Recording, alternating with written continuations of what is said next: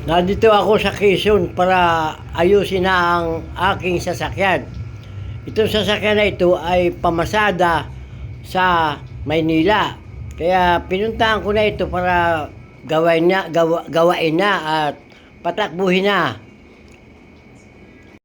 Para mayroong ipasada tayo at mayroong panghanap buhay man lang dito sa Maynila.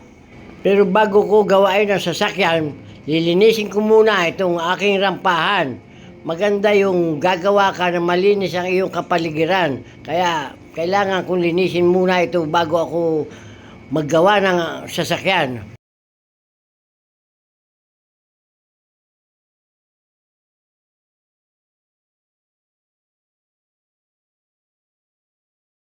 O, iiskubahin ko muna itong flooring nito para maganda at malinis bago tayo magtrabaho.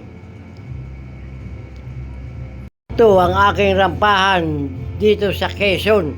Ito ang aking gawaan ng sasakyan. Maganda kasi kung may rampahan ka, hindi ka masyadong mahihirapan.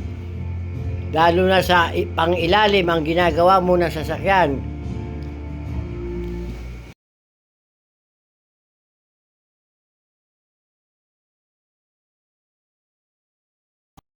Gumawa ako ng makakatulong ko sa paglilinis para hindi naman masyadong mahirapan si Wonder Lulu. O yan, iniiskuba na pati tagiliran ng rampahan para hindi tayo madumihan ng pag tayo napasandal.